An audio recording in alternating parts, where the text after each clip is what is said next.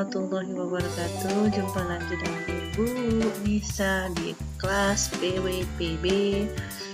Nah, hari ini kita mau belajar bagaimana mengidentifikasi dan merumuskan masalah tentang pengembangan aplikasi mobile. Nanti kita akan kumpulkan datanya, bagaimana tentang pengembangan aplikasi mobile, teknologinya apa saja.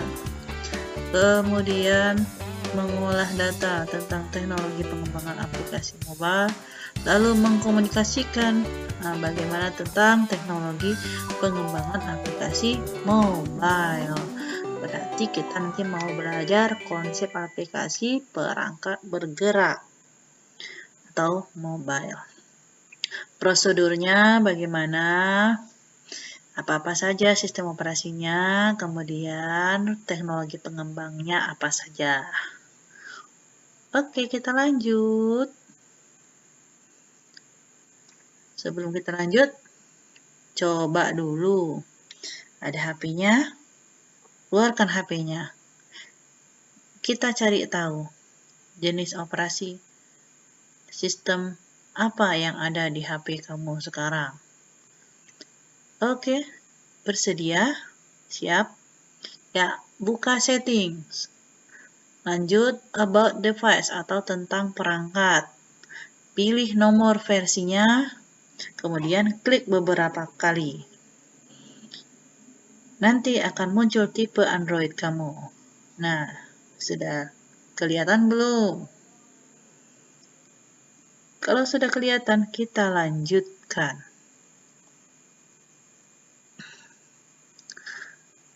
Jadi, yang pertama kita harus memahami dulu teknologi pengembangan aplikasi mobile. Apa itu mobile?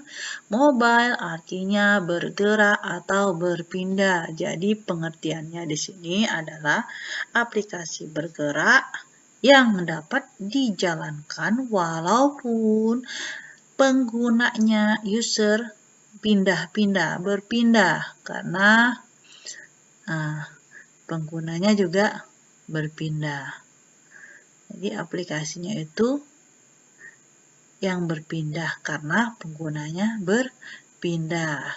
Bentuknya gimana sih? Beda dengan konvensional, dengan pemrograman yang biasa? Gak jauh beda. Kenapa gak jauh beda? Karena pemrograman pada dasarnya sama. Bisa diterapkan di dalam program komputer, bisa juga diterapkan ke dalam program mobile. Nah, kenapa banyak yang belajar pemrograman aplikasi bergerak ini? Karena sudah segala hal bentuknya yang bersifat mobile. Ya, walaupun dari berbagai aspek perangkatnya ini mempunyai keterbatasan. Apa saja keterbatasannya? Nah, karena karakteristiknya itu yang kecil. Ya, kalau HP selalu masuk kantong, nggak ada yang namanya laptop masuk kantong. Ukurannya kecil, memorinya juga kecil. Belum ada yang sampai 8 GB ya.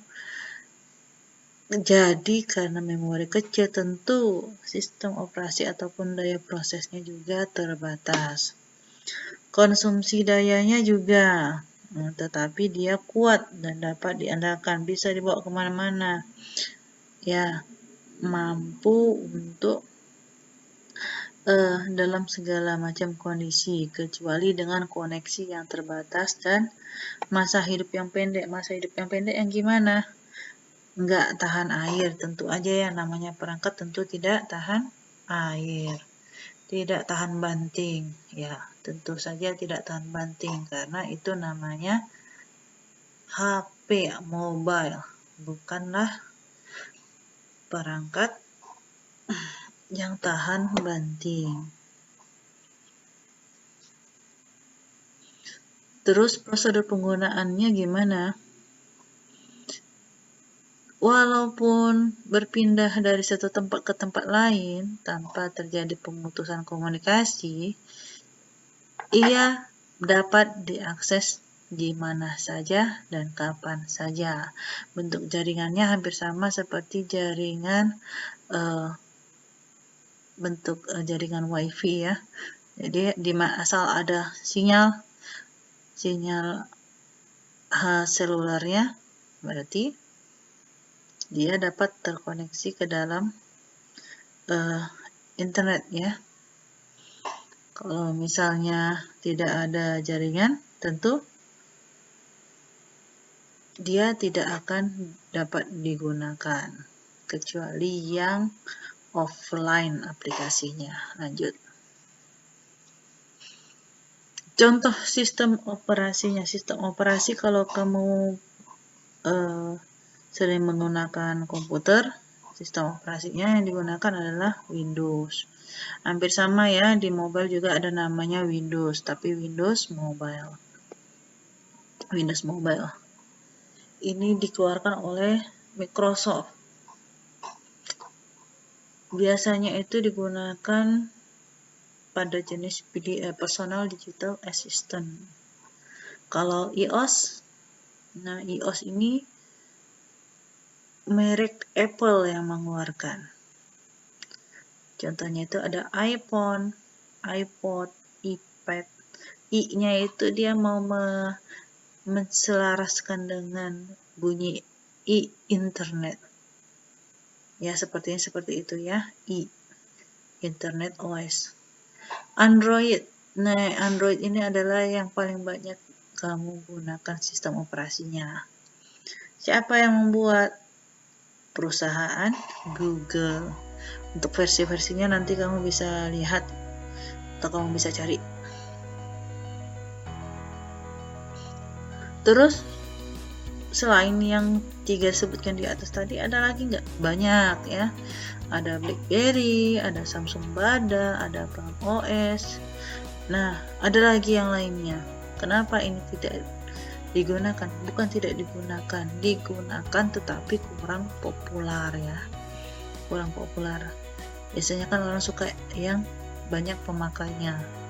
Semakin banyak pemakainya berarti menyatakan itulah yang paling bagus. Ya, mungkin ya. Oke, kita lanjut. Udah jelas sampai di sini. Atau ada pertanyaan? Lanjut. Ya, baik. Kita masuk pembelajaran pengenalan untuk perangkat mobile. Nah, seharusnya kita pakai Android ya. Android. Seharusnya kita pakai Android. Untuk pembelajaran Android, kamu bisa langsung cek petaninfo.com. Itu di situ ada ebook Android. Silakan bagi mau mempelajari, di sini tutorialnya lengkap. Tapi tidak akan ibu bahas. Kenapa? Karena kendalanya terlalu banyak dari segi hardware-nya juga, software-nya juga tidak memadai ya. Jadi untuk selanjutnya kita akan menggunakan App Inventor sebagai aplikasi untuk menerapkan sistem Android untuk membangun sebuah APK. Kamu nggak cuma hanya pakai App Inventor ya, bisa juga pakai Kodular. Nah, ini dia Kodular.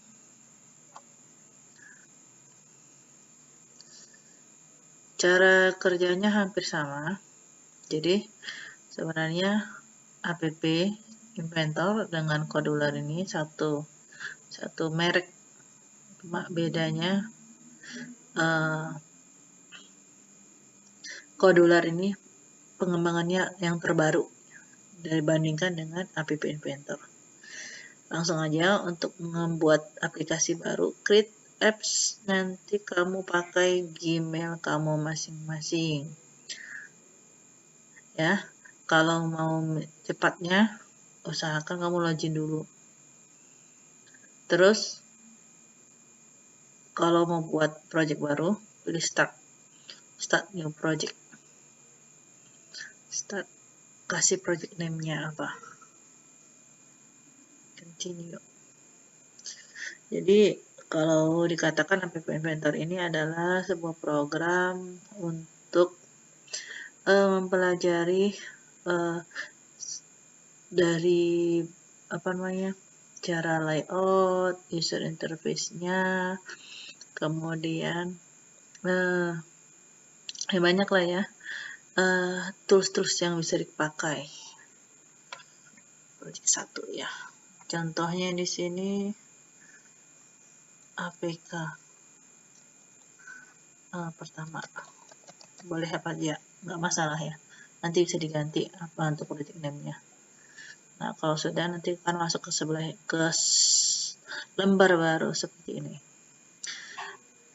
Untuk lebih lengkap nanti kamu bisa buka channel Ibu yang di list SMKN 9. Nah, ini ada nanti di classroom kamu ya. SMKN 9 Medan. Di sini ada 1 sampai 4. Ini udah lengkap sampai mengatur layout. Udah lengkap. Silahkan diamati.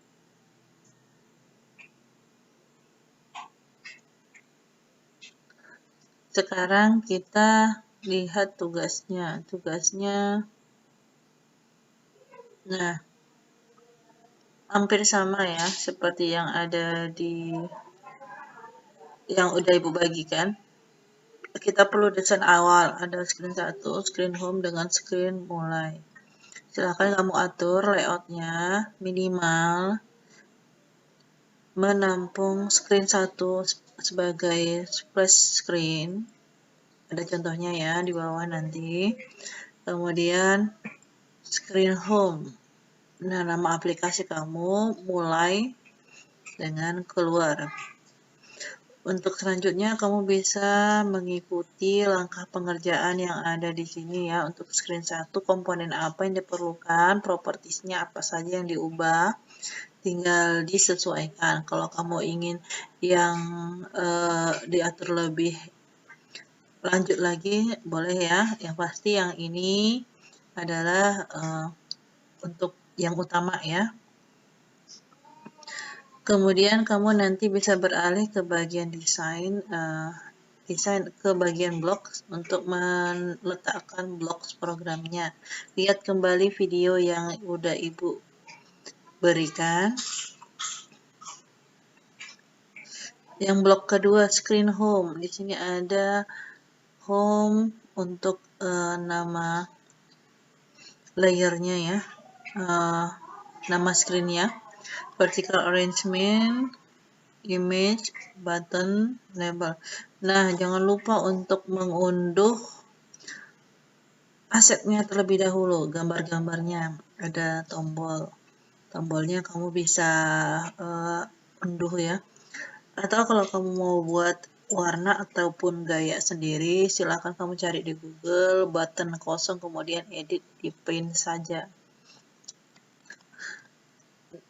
Notifier, di sini ada notifier. Nah, notifier ini diperlukan untuk ditambahkan pada bagian program, memberikan pemberitahuan ataupun info. Jadi dia tidak perlu di sini properties. Sama seperti timer, tidak perlu properties. Nah, ini untuk tombol start. Tombol start nanti setelah kamu beri background, di sini hanya tinggal menambahkan web view saja. Web view kamu ambil di mana? Sama ya di bagian user interface ya. Nah, pada saat dibuka web view-nya, maka akan buka screen home-nya. Nanti setelah selesai, silakan melakukan simulasinya dengan menggunakan 2 perangkat, 1 laptop dan 1 HP, atau 2 HP, 1 sebagai projectnya, 1 lagi sebagai ini ya, apa namanya, renderingnya. Jadi Untuk menjalankan yang lebih gampang ya, kamu pakai satu HP lagi, install aplikasi MIT AI2 Companion, yaitu dari Play Store. Nah, kemudian nanti layarnya itu harus berada pada screen 1 supaya nanti waktu kamu menjalankan otomatis jalan screen 1 otomatis masuk ke menu utama. Lalu pada app Inventor jalankan untuk programnya, menu connect AI Companion, lalu pegang HP kamu satu lagi.